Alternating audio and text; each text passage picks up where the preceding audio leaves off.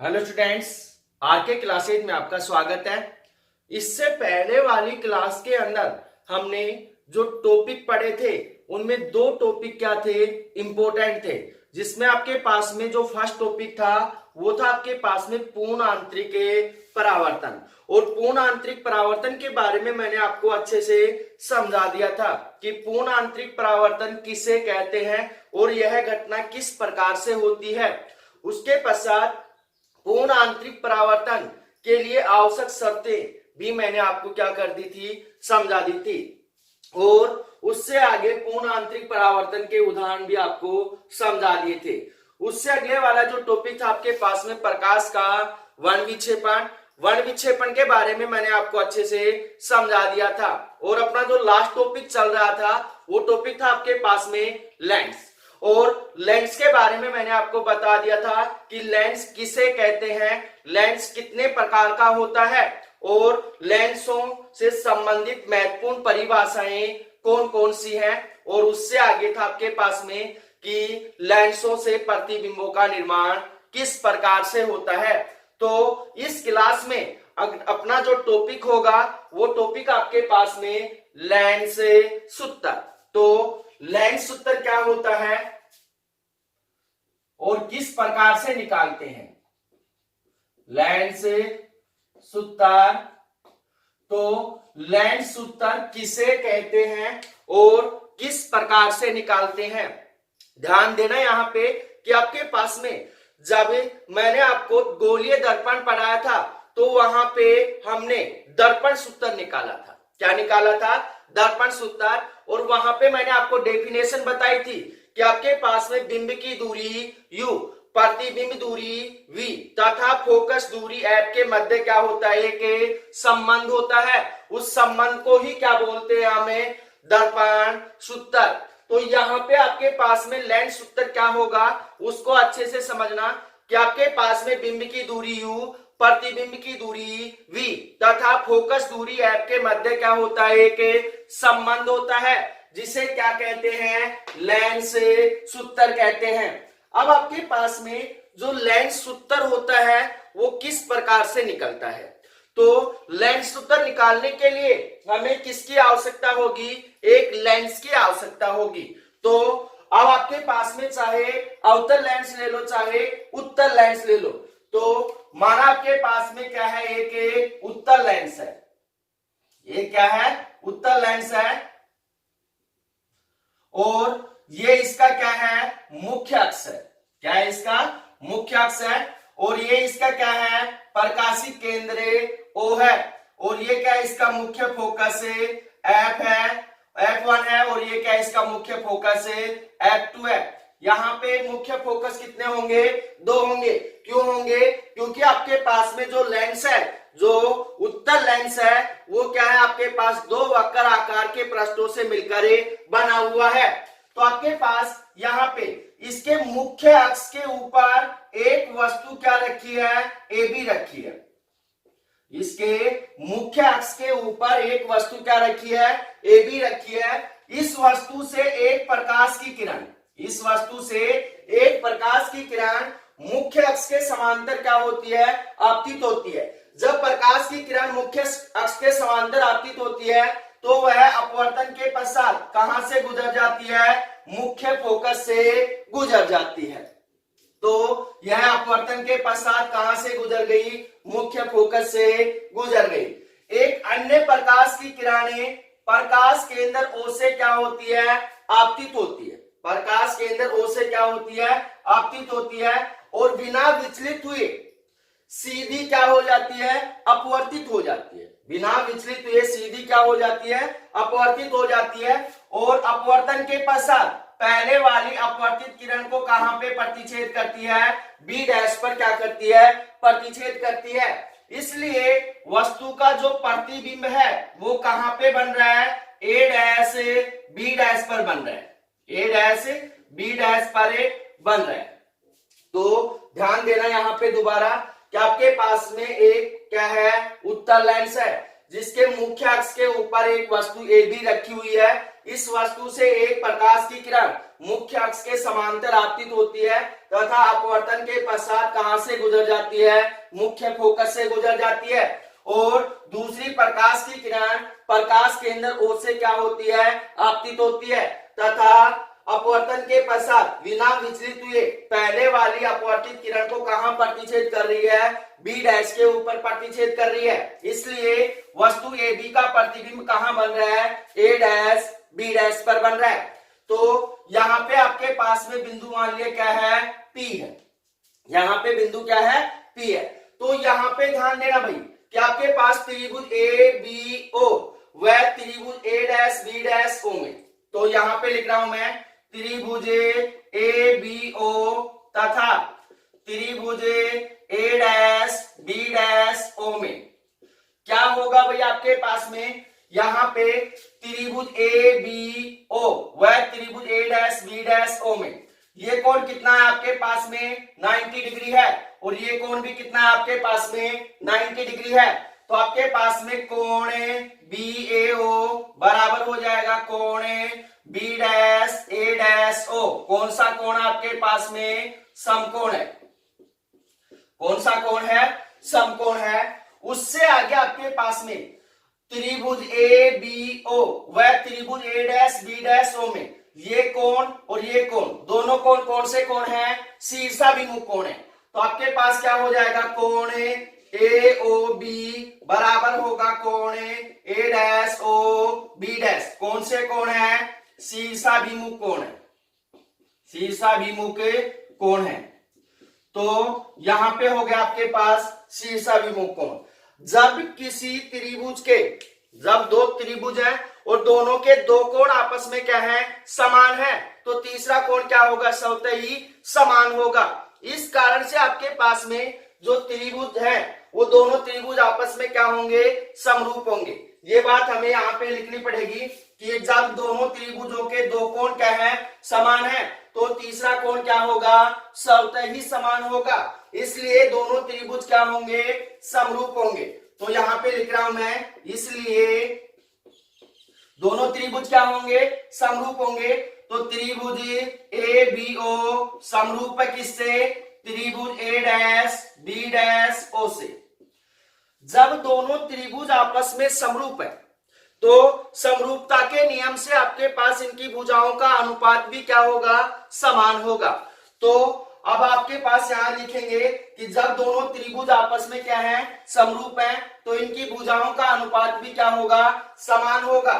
इसलिए आपके पास में ए बी बटे इस भुजा के बटे में क्या आएगा, ए डैश बी डैश आएगा, ए डैश बी डैश। तो ध्यान देना भाई आपके पास में जो भुजा कोण बना रही है उसी का क्या निकालेंगे, अनुपात समान निकालेंगे। तो ए बी कितना बना रही है, 90 डिग्री बना रही है, ए डैश बी डैश कितना बना रही है, 90 डिग्री बना रही है। तो ए बी बटे कितना हो गया, ए डैश बी डैश बराबर आपके पास में क्या होगा, ए ओ, क्योंकि ये भुजा क्या कर रही है आपके पास में, मुख्य अक्ष है और मुख्य अक्ष क्या बना रहा है, शीर्षाभिमुख कोण बना रहा है। तो आपके पास यहाँ पे क्या हो जाएगा, ए ओ बटे कितना हो जाएगा, ए डैश ओ।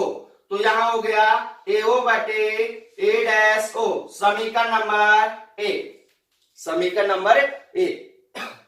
अब इससे आगे चलते हैं कि आपके पास त्रिभुज पी ओ एफ व त्रिभुज ए डैश बी डैश एफ में, तो यहां पे ध्यान देना त्रिभुज पी ओ एफ व त्रिभुज ए डैश बी डैश एफ में।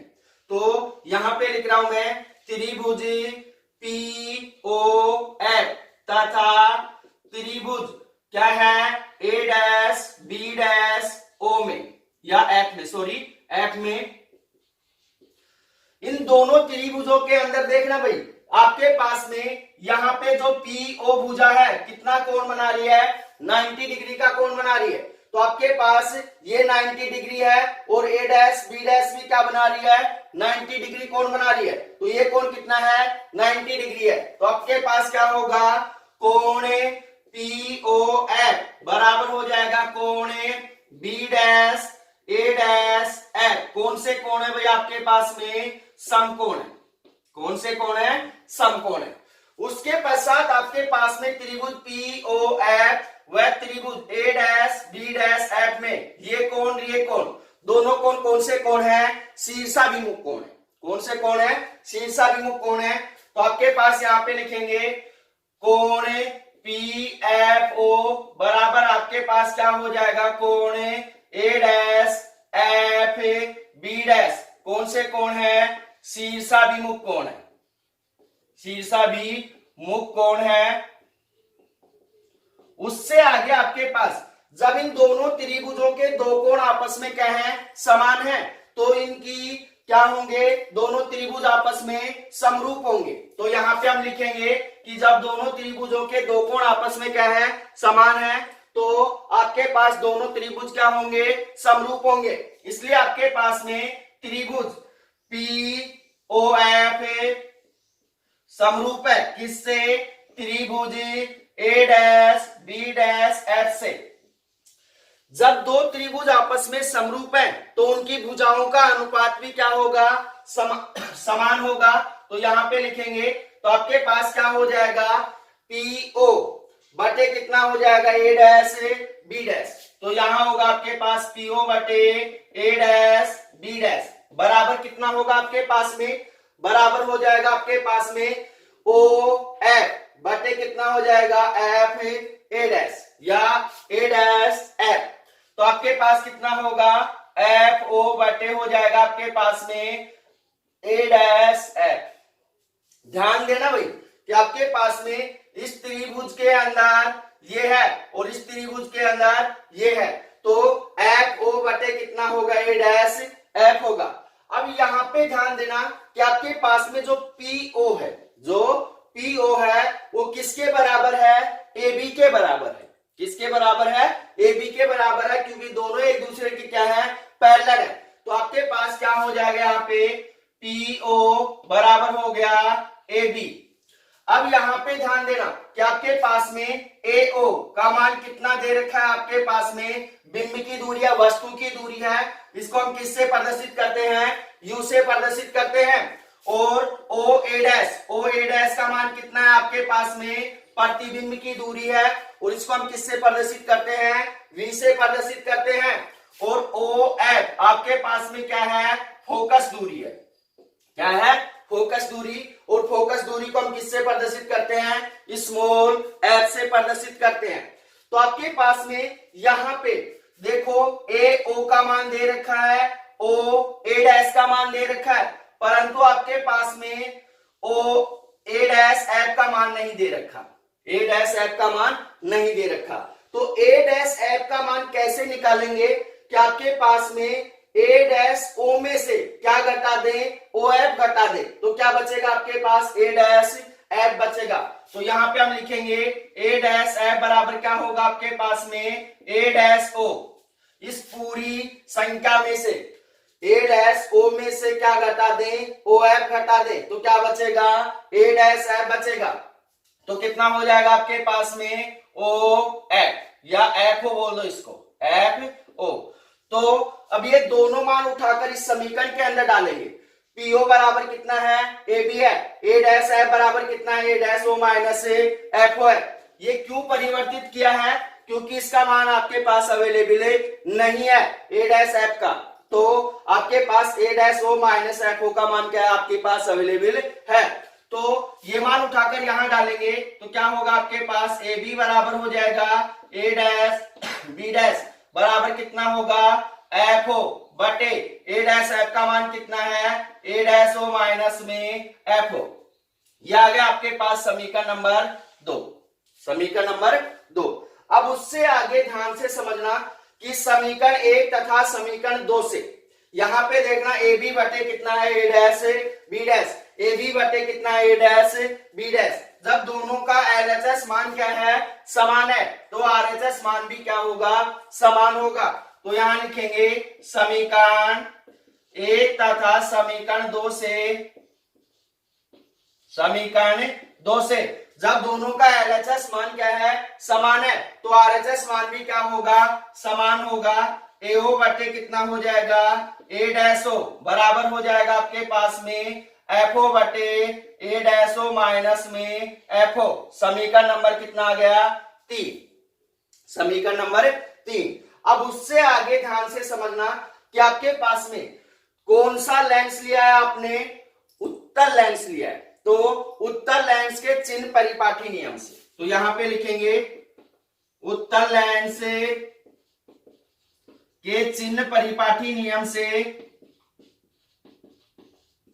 परिपाटी नियम से क्या होगा भाई आपके पास में, यहां पे AO क्या है, बिंब की दूरी, तो AO बराबर कितना हो जाएगा, U, प्लस का या माइनस का, माइनस का, क्योंकि आपके पास ये दूरी क्या है, बाईं ओर है, तो आपके पास क्या हो जाएगा, माइनस U हो जाएगा। उसके पश्चात आपके पास में A-O, तो A-O का मान कितना है आपके पास, बिंब की प्रतिबिंब की दूरी V है, तो धनात्मक होगी या ऋणात्मक होगी, धनात्मक होगी, क्योंकि ये दूरी क्या है, दाहिनी ओर है। उसके पश्चात आपके पास किसका मान चाहिए, FO का, तो FO बराबर कितना होगा आपके पास में, क्या है, फोकस दूरी है, तो कितना हो जाएगा F, ये भी क्या होगी, धनात्मक होगी। तो ये तीनों मान उठाकर इस समीकरण के अंदर डालेंगे, तो इसके नीचे लिखेंगे समीकरण 3 से, समीकरण 3 से क्या मान होगा भाई आपके पास में, AO का मान कितना है, माइनस U, तो यहां हो जाएगा आपके पास माइनस U बटे, अब आपके पास A-O का मान कितना है, V, बराबर आपके पास FO का मान कितना है, F, बटे आपके पास में A-O का मान कितना है, V, माइनस FO का मान कितना है, F, कितना है, F। अब इससे आगे क्रॉस मल्टीप्लाई करते हैं, इसको क्या करते हैं, क्रॉस मल्टीप्लाई, इस संख्या को इससे और इस संख्या को इससे, तो आपके पास में यहां कितना होगा, U, माइनस U को इन दोनों संख्याओं के साथ मल्टीप्लाई करेंगे, माइनस UV, माइनस माइनस क्या हो गया, प्लस, कितना हो गया, UF, बराबर कितना हो गया आपके पास में, VF, यह आ गया आपके पास समीकरण नंबर 4, समीकरण नंबर 4। अब उससे आगे देखना कि आपके पास में यहां जो समीकरण 4 है, समीकरण 4 के अंदर क्या करेंगे, UVF का भाग देंगे, तो यहां पे लिखेंगे समीकरण 4 में UVF का भाग देने पर, भाग देंगे तो आपके पास क्या मान होगा, माइनस UV बटे UVF, प्लस में UF बटे UVF, बराबर VF बटे क्या हो जाएगा, UVF होगा, क्या होगा, UVF, जो मान कट रहा है उसको काट दो, UV से UV कैंसिल हो गया, और UF से UF कैंसिल हो गया, VF से VF कैंसिल हो गया, यहां पे मान कितना बच गया, -1 में U, सॉरी F, और प्लस में 1 में V, और बराबर हो जाएगा आपके पास 1 में U, 1 में U। अब 1 में V को उस साइड भेजेंगे तो किसका जाएगा, माइनस का जाएगा, तो -1 में F बराबर कितना होगा, 1 में U माइनस 1 में V, इस माइनस को भी उस साइड भेज दो, तो आपके पास ये संख्या किसकी हो जाएगी, माइनस की, माइनस माइनस क्या हो जाएगा, प्लस, तो 1 में F बराबर हो जाएगा 1 में V माइनस 1 में U। ये क्या आ गया आपके पास में, लेंस सूत्र आ गया, क्या आ गया, लेंस सूत्र। तो लेंस सूत्र के अंदर किसी भी भैया बहना को कोई प्रॉब्लम है तो आप कमेंट्स करके या व्हाट्सएप पे मैसेज करके बता सकते हैं। तो आपके पास में जो दर्पण सूत्र आया था वो कितना आया था, 1 में F बराबर 1 में U प्लस में 1 में V, पर यहाँ पे क्या है, माइनस है, तो 1 में F बराबर 1 में V माइनस 1 में U है। तो अब इससे अगले वाला जो टॉपिक है वो है आपके पास में लेंस की रेखीय आवर्धन क्षमता M। जिस प्रकार से हमने दर्पण की रेखीय आवर्धन क्षमता निकाली थी उसी प्रकार से हम क्या करेंगे, लेंस की रेखीय आवर्धन क्षमता निकालेंगे। तो यहां पे जो टॉपिक है उसको ध्यान से समझना।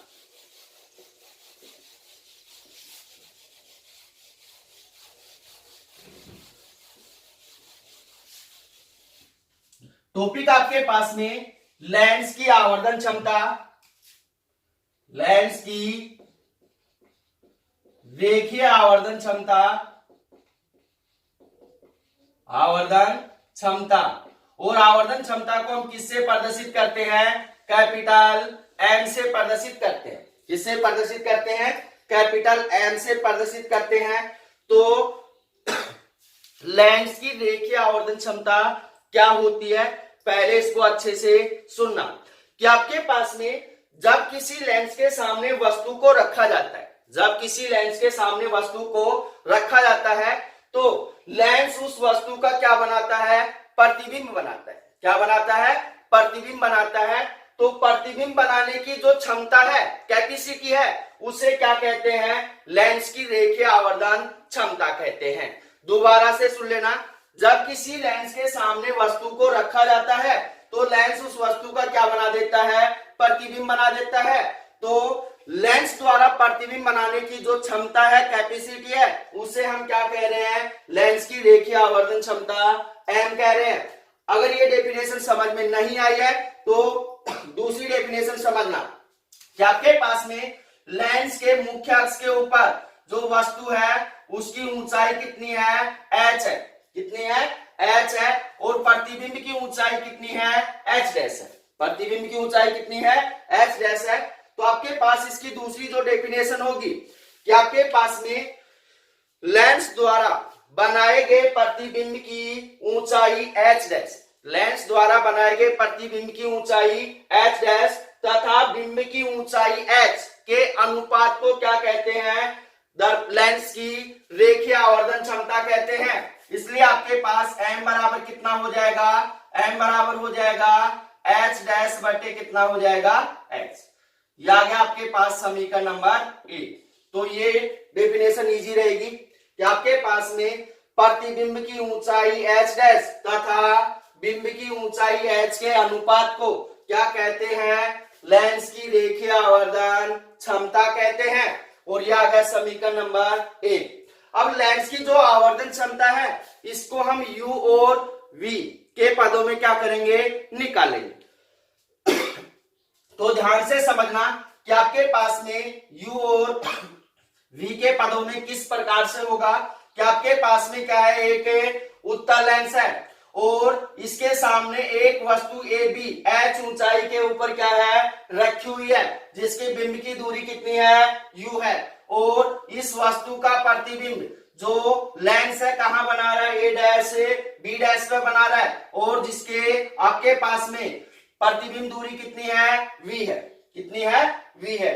तब आपके पास यहाँ पे ध्यान देना, त्रिभुज ए बी ओ व त्रिभुज ए डैश बी डैश ओ में, तो यहाँ पे लिखेंगे त्रिभुज ए डैश बी डैश ओ तथा त्रिभुज ए बी ओ में, त्रिभुज ए बी ओ में। उल्टा क्यों लिख दिया मैंने? क्योंकि आपके पास में यहाँ पे जो प्रतिबिंब ऊंचाई है वो क्या हो रही है? ऊपर आ रही है। इस कारण से त्रिभुज ए डैश बी डैश ओ को मैंने पहले ले लिया। तो यहाँ पे आपके पास त्रिभुज ए डैश बी डैश ओ के अंदर ये जो कोण है कितना है? आपके पास में 90 डिग्री है। और त्रिभुज ए बी ओ के अंदर ये कोण कितना है? 90 डिग्री है। तो यहाँ पे लिखेंगे कोण बी डैश ए डैश ओ तथा आपके पास बराबर आए कौन सा कोण? कोण बी ए ओ। कौन से कोण है भाई? आपके पास में समकोण है। कौन से कोण है? समकोण है। अब उससे आगे आपके पास यहाँ पे ये दोनों कोण समकोण है और ये कोण कौन सा कोण है? शीर्षाभिमुख कोण है। तो क्या हो जाएगा? कोण ए डैश ओ बी डैश बराबर कोण ए ओ बी क्या हो जाएंगे? आपके पास में शीर्षाभिमुख कोण हो जाएंगे। शीर्षाभिमुख कोण। अब उससे आगे आपके पास जब इन दोनों त्रिभुजों के दो कोण आपस में क्या है? समान है, तो इनकी क्या होगी? भुजाओं का अनुपात भी क्या होगा? समान होगा, क्योंकि दोनों त्रिभुज आपस में क्या होंगे? समरूप होंगे। तो आपके पास में क्या होगा? त्रिभुज ए डैश बी डैश ओ समरूप है किससे? त्रिभुज ए बी ओ से। तो आपके पास ये दोनों त्रिभुज आपस में समरूप है तो इनकी भुजाओं का अनुपात भी क्या होगा? एक समान होगा। तो आपके पास यहाँ पे क्या होगा? ए डैश बी डैश, ए डैश बी डैश बटे कितना हो जाएगा?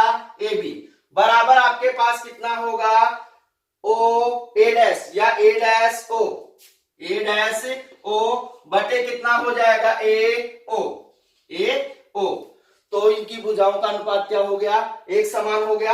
अब यहां पे ध्यान देना कि आपके पास में ए डैश बी डैश बराबर कितना मान दे रखा है, आपके पास में एच डैश दे रखा है, कितना दे रखा है, एच डैश। उससे के पश्चात ए बी का मान, ए बी का मान कितना दे रखा है, एच दे रखा है, कितना दे रखा है, एच दे रखा है। और आपके पास में ए डैश ओ का मान क्या है, प्रतिबिंब की दूरी v।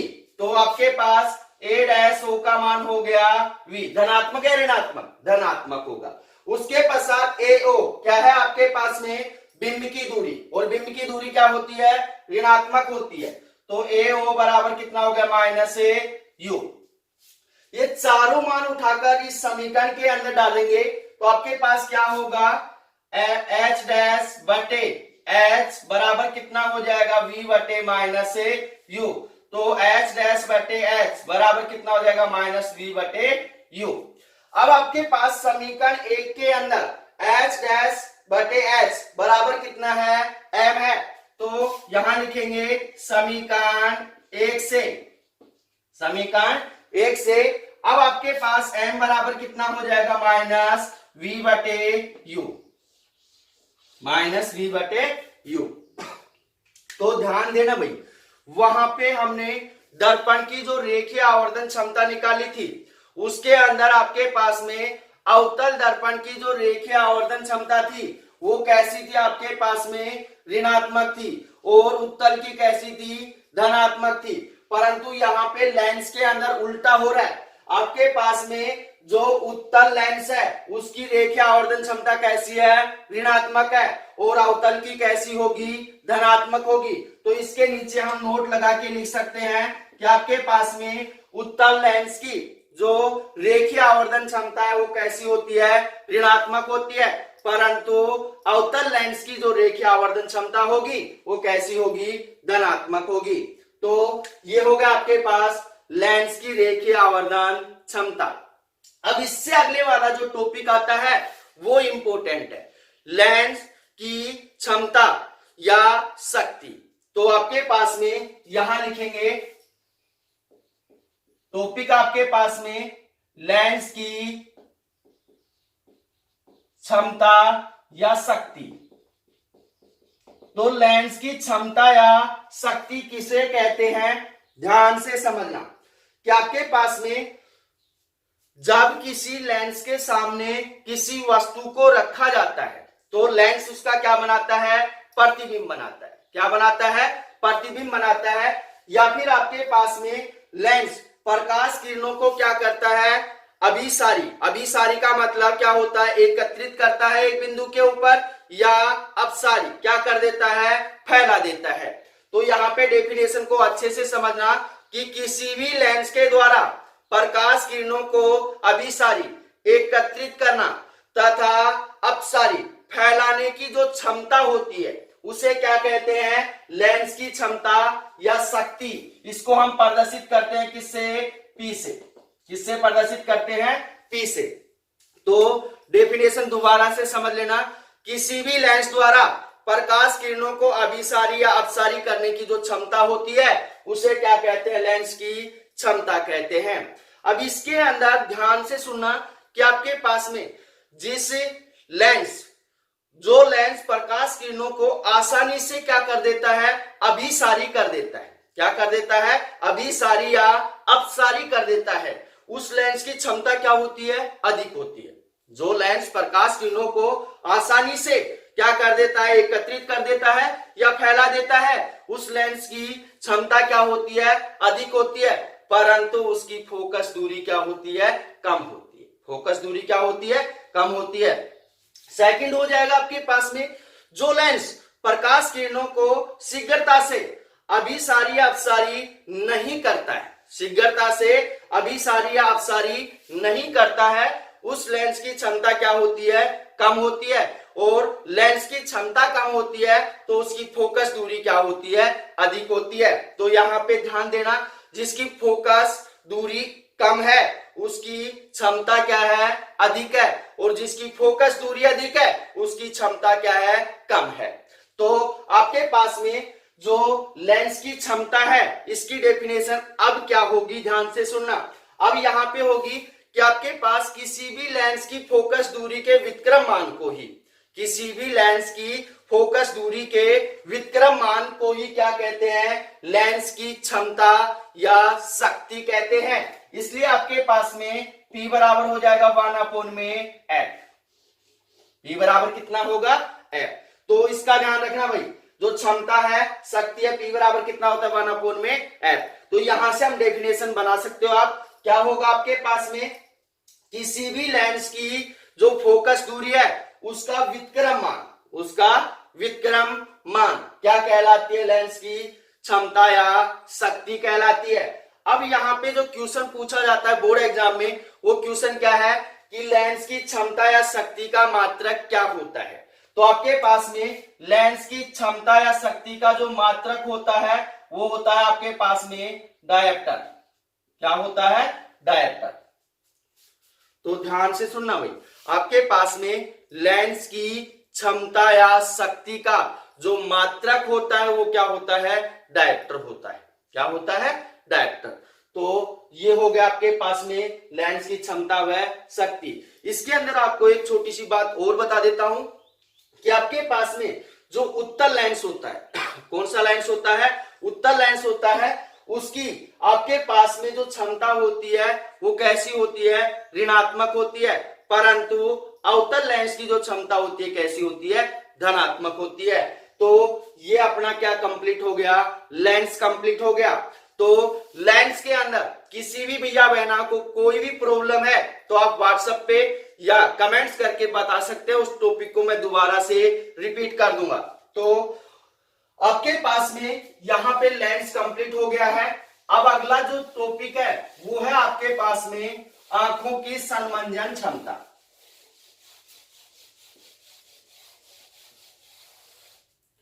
क्या है, आंखों की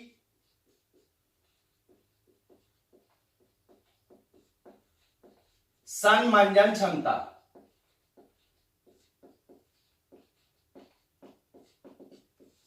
आंखों की संमंजन क्षमता किसे कहते हैं, ध्यान से समझना कि आपके पास में वस्तु की स्थिति के अनुसार, डेफिनेशन को अच्छे से समझना कि वस्तु की स्थिति के अनुसार उसका प्रतिबिंब रेटिना पर बनाने के लिए, उसका प्रतिबिंब रेटिना पर बनाने के लिए आंखों द्वारा स्वयं नेत्र लेंस को व्यवस्थित करने की जो क्षमता है उसे क्या कहते हैं, संमंजन क्षमता कहते हैं। क्या आपके पास में, दोबारा से सुन लेना कि वस्तु की स्थिति के अनुसार, वस्तु की स्थिति के अनुसार कि वस्तु कौन सी दिशा के अंदर रखी हुई है, तो उसकी स्थिति के अनुसार उसका प्रतिबिंब हमारी आंख की रेटिना पर बनाने के लिए आंखें नेत्र लेंस को स्वयं क्या करती हैं, व्यवस्थित करती हैं। तो उस क्षमता को क्या कहते हैं, आंखों की संमंजन क्षमता कहते हैं। क्योंकि हम किसी व्यक्ति के साइड देखते हैं तो हमारी जो आंखें हैं नेत्र लेंस को, जो नेत्र लेंस है उसको स्वयं क्या कर देती हैं, व्यवस्थित कर देती हैं, घुमा देती हैं। तो आपके पास में नेत्र लेंस को स्वयं व्यवस्थित करने की जो क्षमता है उसे क्या कहते हैं, आंखों की संमंजन क्षमता कहते हैं। अब अगला जो टॉपिक है वो इंपॉर्टेंट है। वो टॉपिक क्या है आपके पास में, ध्यान से समझना। वो टॉपिक आपके पास आंखों से संबंधित रोग व उनका निवारण। तो इसको हम बोल सकते हैं नेत्र दोष व उनका निवारण। तो टॉपिक आपके पास में नेत्र दोष, नेत्र दोष एवं उनका निवारण।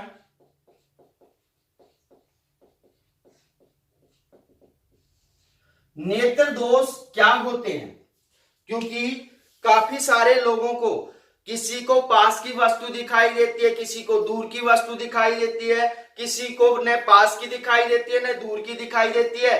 तो हमारी जो आंखें हैं इनके अंदर काफी सारे दोष पाए जाते हैं। तो इन दोषों को किस प्रकार से दूर करते हैं उसके बारे में अभी हम क्या करेंगे, जानकारी प्राप्त करेंगे। तो इसको अच्छे से समझना कि आपके पास में नेत्र दोष के अंदर जो पहला दोष है वो आपके पास में है निकट दृष्टि दोष। कौन सा है? आपके पास में जो पहला है वो है निकट दृष्टि दोष। निकट दृष्टि दोष। अब आपके पास में जो निकट दृष्टि दोष है वो क्या है और इसको किस प्रकार से डिफाइन करेंगे, अच्छे से समझना भाई। कि आपके पास वह नेत्र दोष जिसमें पास की वस्तु तो क्या होती है, स्पष्ट दिखाई देती है। पास की वस्तु क्या होती है, स्पष्ट दिखाई देती है, परंतु दूर की वस्तु स्पष्ट दिखाई नहीं देती है, तो वह दोष क्या कहलाता है? निकट दृष्टि दोष कहलाता है। अब आपके पास में निकट दृष्टि दोष के बारे में आप जान चुके हो, तो निकट दृष्टि दोष के अंदर ऐसी घटना क्यों होती है, ऐसी घटना क्यों होती है, इसको अच्छे से समझना। कि आपके पास में जो दूर स्थित वस्तु है उसका प्रतिबिंब जो हमारी आंख की रेटिना है या दृष्टिपटल है उसके क्या होता है, पहले ही बन जाता है। तो आपके पास में ये क्या है, आपके पास आंख है, क्या है, आंख है, और यहां पे इसका क्या है, दृष्टिपटल है। दृष्टिपटल जिसको हम क्या बोलते हैं, रेटिना बोलते हैं। क्या बोलते हैं, रेटिना। तो आपके पास में यहां पे ध्यान देना कि आपके पास में जो आंख से काफी दूरी के ऊपर वस्तु है, पी वस्तु मान लिया, इसका जो प्रतिबिंब है वो रेटिना से क्या होता है, पहले ही बन जाता है। रेटिना से क्या होता है, पहले ही बन जाता है। तो इस कारण से हमें दूर की वस्तु स्पष्ट दिखाई नहीं देती है। तो आपके पास ये कौन सा नेत्र है, दोषित नेत्र है। कौन सा नेत्र है, दोषित नेत्र है। अब आपके पास में इस दोष के निवारण के लिए कौन से लेंस का उपयोग किया जाता है, अवतल लेंस का उपयोग किया जाता है।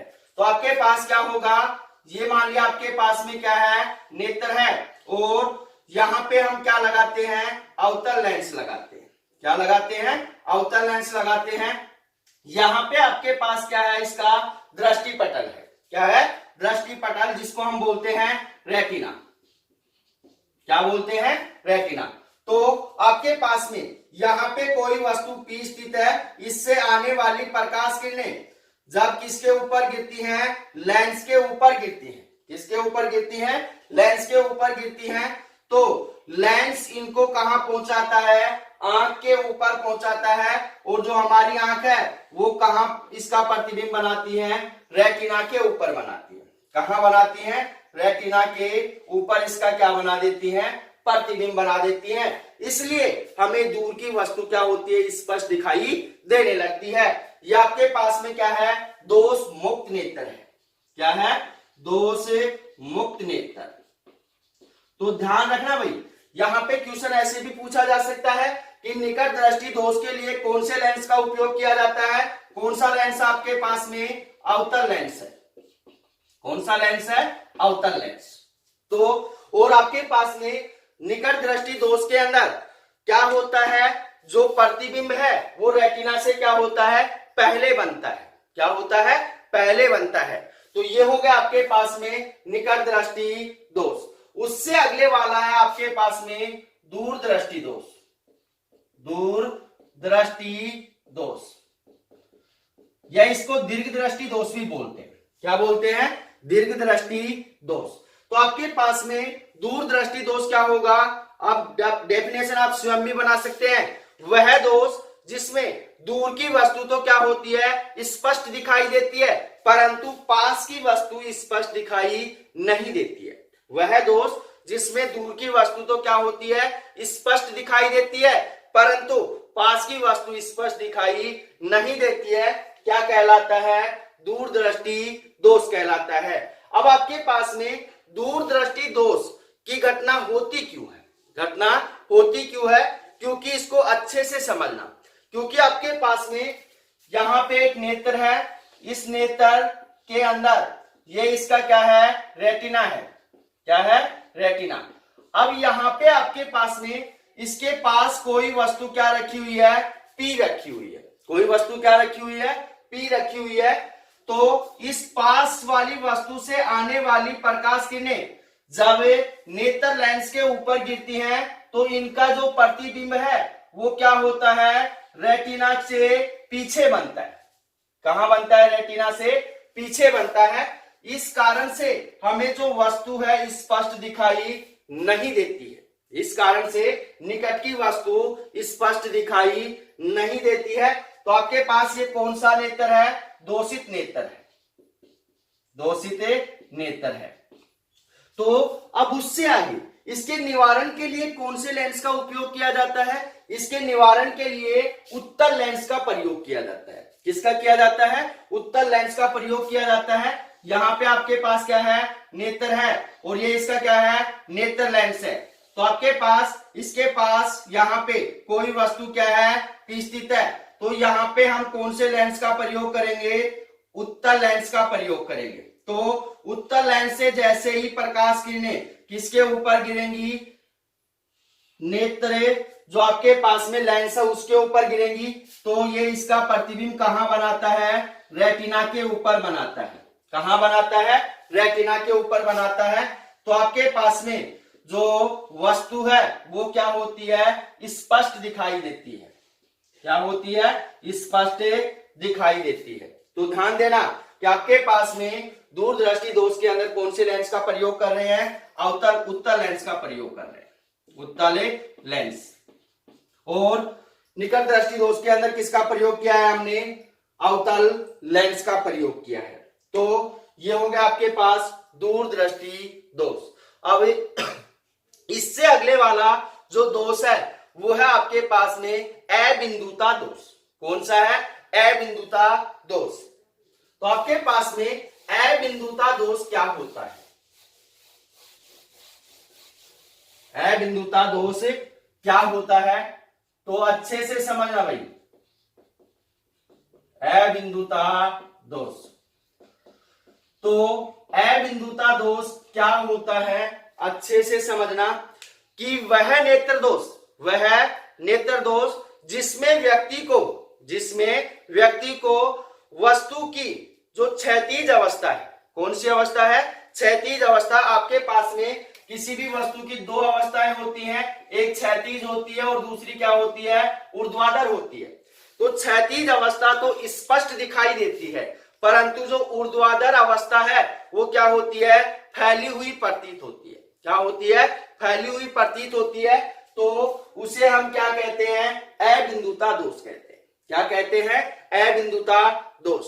तो दोबारा से सुन लेना कि आपके पास में जो अबिंदुता दोष है वो क्या है, कि आपके पास व्यक्ति को किसी वस्तु की कौन सी अवस्था, क्षैतिज अवस्था तो क्या होती है, स्पष्ट दिखाई देती है, परंतु जो ऊर्ध्वाधर अवस्था है वो क्या होती है, फैली हुई प्रतीत होती है, जिसे क्या कहते हैं, अबिंदुता दोष कहते हैं। और अबिंदुता दोष के लिए हम कौन से लेंस का प्रयोग करते हैं, बेलनाकार लेंस का प्रयोग करते हैं। कौन से लेंस का प्रयोग करते हैं, बेलनाकार लेंस का क्या करते हैं, प्रयोग करते हैं। इसका डायग्राम बनाने की आवश्यकता नहीं है। तो यहां पे ध्यान रखना कि आपके पास निकट दृष्टि दोष के अंदर कौन से लेंस का प्रयोग किया है, अवतल का किया है, दूरदृष्टि दोष के अंदर उत्तल का, और अबिंदुता दोष के अंदर क्या किसका प्रयोग किया है, बेलनाकार लेंस का। तो उससे अगले वाला जो दोष है वो है आपके पास में जरा दृष्टि दोष, जरा दृष्टि दोष। तो जरा दृष्टि दोष किसे कहते हैं, अच्छे से समझना कि जैसे जैसे व्यक्ति की उम्र बढ़ती जाती है, जैसे जैसे व्यक्ति की उम्र बढ़ती जाती है, तो उम्र बढ़ने के साथ मांसपेशियों की गोलाई में क्या होती है, अनियमितता होती है। जो मांसपेशियां हमारी उनकी गोलाई में क्या होती है, अनियमितता होती है। और अनियमितता होने के कारण हमारी आंख का जो नेत्र लेंस है उसमें क्या आ जाता है, खिंचाव आ जाता है, उसका लचीलापन क्या हो जाता है, कम हो जाता है। उसके अंदर क्या होता है, खिंचाव आ जाता है और उसका लचीलापन है वो क्या हो जाता है, कम हो जाता है, जिसके कारण न तो उसे पास की वस्तु दिखाई देती है और न ही दूर की वस्तु दिखाई देती है, जिसे हम क्या कहते हैं, जरा दृष्टि दोष कहते हैं। क्या कहते हैं, जरा दृष्टि दोष। तो दोबारा से सुन लेना कि आपके पास वह नेत्र दोष जिसमें न तो पास की वस्तु दिखाई देती है और न दूर की वस्तु दिखाई देती है, वह दोष कौन सा है, जरा दृष्टि दोष है। और जो जरा दृष्टि दोष है वो ज्यादातर बुजुर्गों में होता है। किसमें होता है, बुजुर्गों में होता है। तो जैसे जैसे व्यक्ति की उम्र बढ़ती जाएगी ये दोष आना संभव हो जाता है। तो अब इससे आगे आपके पास में जरा दृष्टि दोष के निवारण किस प्रकार से करते हैं, कौन से लेंस का प्रयोग करते हैं। तो आपके पास में जरा दृष्टि दोष के अंदर अवतल तथा उत्तल दोनों लेंसों का क्या किया जाता है, प्रयोग किया जाता है। कौन कौन से लेंस है, अवतल तथा उत्तल दोनों लेंसों का क्या किया जाता है, प्रयोग किया जाता है, जिसे हम कहते हैं द्विफोक्सी लेंस। क्या कहते हैं, द्विफोक्सी लेंस। तो ध्यान रखना भाई, द्विफोक्सी लेंस किसे कहेंगे कि अवतल और उत्तल दोनों लेंसों पर मिलाने पर जो लेंस बनता है उसे क्या कहते हैं, द्विफोक्सी लेंस कहते हैं। अब आपके पास में यहां पे क्वेश्चन बनता है कि द्विफोक्सी लेंस के अंदर हम दो लेंसों को मिला रहे हैं, अवतल और उत्तल को, परंतु हमें कैसे पता चलेगा कि अवतल नीचे होगा या उत्तल ऊपर होगा।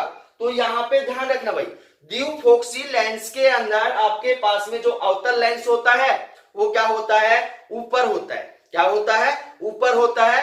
और उसके नीचे कौन सा लेंस होता है, उत्तल लेंस होता है। कौन सा लेंस होता है, उत्तल लेंस होता है। तो इस प्रकार से आपके पास में ये जो 9वां चैप्टर था ऑप्टिक्स लाइट, ये क्या हो गया, कंप्लीट हो गया। डेरिवेशन में तो कंप्लीट हो गया। कल वाली क्लास में इसके पीछे के क्वेश्चन और इसके न्यूमेरिकल अच्छे से समझाए जाएंगे, तो साथ जुड़े रहना, क्योंकि इसके न्यूमेरिकल और पीछे के क्वेश्चन इंपॉर्टेंट है, उनमें बोर्ड एग्जाम में पूछा जाता है।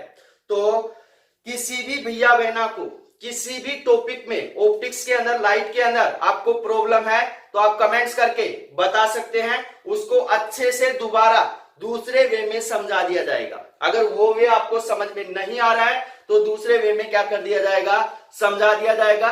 तो मिलते हैं छोटे से ब्रेक के बाद। धन्यवाद।